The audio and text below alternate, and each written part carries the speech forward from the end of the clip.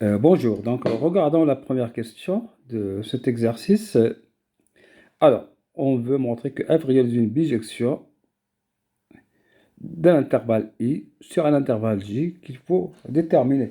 Donc, c'est une problématique bien connue, hein. C'est-à-dire si on a f et on a i à l'intervalle et la fonction de i dans R, voilà, on prend comme ça, et on se pose la question, trouver un intervalle j tel que si on prend f de i dans j, c'est une bijection. Bijection, ça veut dire que tout élément de l'ensemble d'arrivées G admet un antécédent unique dans I. Voilà. Alors, comment répondre à cette question positivement? Eh bien, nous avons le théorème de la bijection monotone qui nous dit que si, premièrement, f est continu, ce qui est toujours le cas dans les fonctions qu'on utilise ici, d'accord? Deuxièmement, f est strictement monotone, ça veut dire strictement croissante, alors f réalise une bijection de i sur f de i. C'est une bijection, et on sait que l'application réciproque f-1 va être continue, strictement monotone, dans le même sens de monotonie, ainsi de suite. Mais ce qui nous intéresse, c'est juste la réponse. Alors, on voit bien que pour répondre à cette question-là, strictement monotone, ça veut dire tout simplement, il faut savoir si la fonction croissante, décroissante, ainsi de suite. Donc, nous allons calculer la dérivée et étudier les variations. Ça permet de répondre à ce genre de questions. Donc, la réponse, ça va être étude des variations de f sur l'intervalle i qui est donné ici. D'accord? Donc, nous avons f' de x, donc c'est 3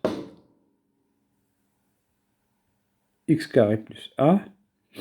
Eh bien, tout simplement, c'est quelque chose qui est strictement positif. Donc, la fonction est tout simplement strictement croissante sur moins a 0.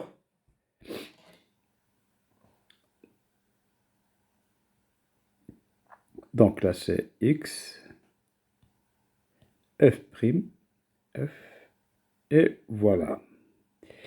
Alors, l'intervalle, donc c'est pas la peine d'aller étudier sur R ou quoi que ce soit. Ici, c'est moins 1 et 0. Dérivée positive, fonction strictement croissante. Il n'y a pas de limite à calculer ici. Il y a f de moins 1. Donc, c'est x au cube plus x plus 1. Donc, f de moins 1. Donc, c'est moins 1 plus 1. Donc, ça fait égal moins 1. Hein, d'accord? Et f de 0, c'est égal à 1. Voilà.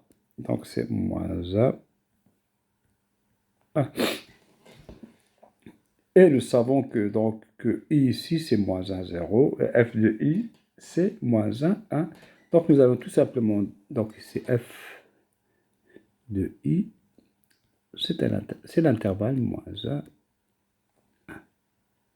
Voilà ce que ça nous donne le tableau de variation. Donc, on va écrire la conclusion. F, nous rappelons, les hypothèses du théorème continue est strictement, on ne va pas dire monotone, mais on va dire croissante. Et bien sûr, ceci sur l'intervalle moins 1, 0. Donc, ça veut dire qu'on cite implicitement le théorème de la bijection. Donc, f est une bijection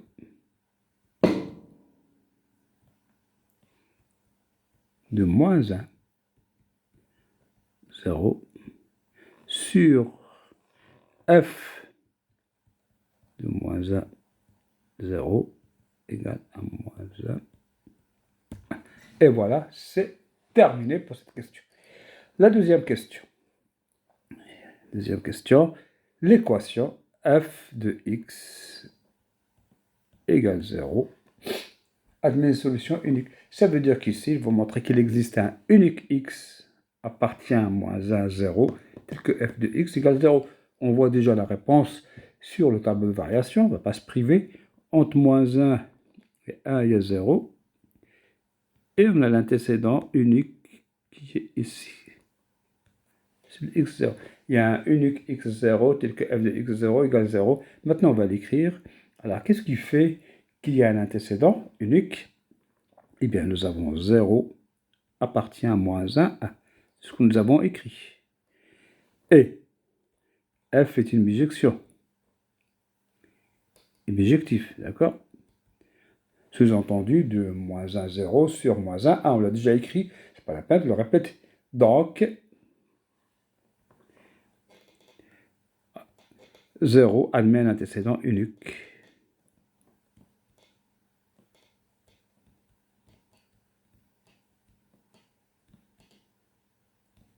On le nomme comme on veut, alpha ou bêta, ce qu'on veut, x0. Cet antécédent, évidemment, il appartient à moins 0. Voilà, ça veut dire qu'il existe un unique. Ça, il existe un unique réel x0 appartient à moins 1, 0, tel que f de x0 égale 0. Nous avons répondu favorablement à la question. Donc ça vient de la bijectivité.